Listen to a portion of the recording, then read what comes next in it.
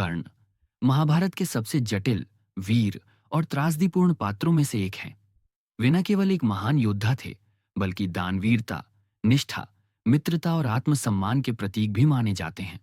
उनका जीवन संघर्ष, त्याग, अपमान और गौरव से भरा हुआ था। कर्ण की कथा हमें यह सिखाती है कि परिस्थितियां चाहे जैसी भी हों, आत्मगौरव और कर्तव्य से समझौता नहीं करना चाहिए। कर्ण का जन्म और पालन पोषण कर्ण का जन्म कुंती के गर्भ से हुआ था, जब वह अविवाहित थीं। महर्षि दुर्वासा द्वारा दिए गए वरदान से कुंती ने सूर्यदेव का आह्वान किया और सूर्यदेव से उन्हें एक तेजस्वी पुत्र की प्राप्ति हुई।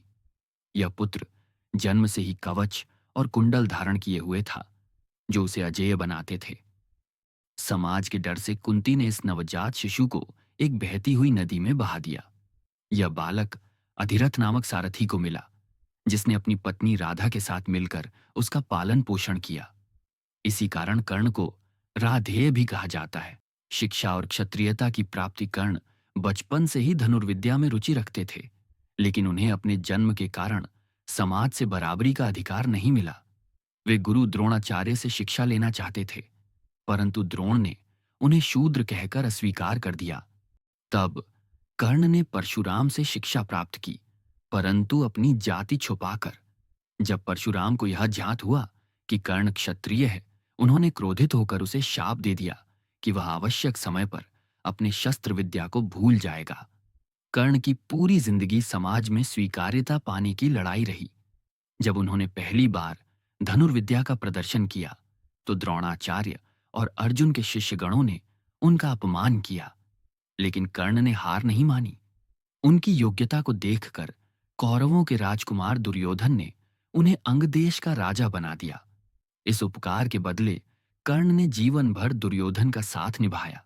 दानवीर कर्ण कर्ण को दानवीर कहा जाता है।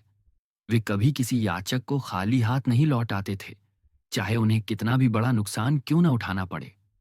जब भगवान इंद्र ने ब्राह्मण का वेश धारण कर उनसे कवच और कुंडल मांगे, तो कर्ण ने बिना झिझक उन्हें दान में दे दिए, यह जानते हुए भी कि यही कवच कुंडल उनकी सुरक्षा के लिए आवश्यक थे।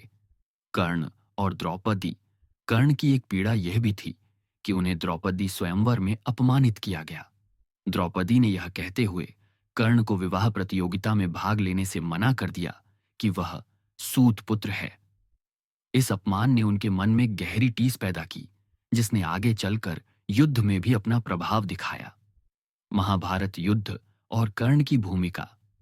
महाभारत के युद्ध में कर्ण ने कौरव पक्ष से युद्ध किया, क्योंकि वह दुर्योधन के प्रति अपने ऋण और मित्रता का निर्वाह कर रहा था।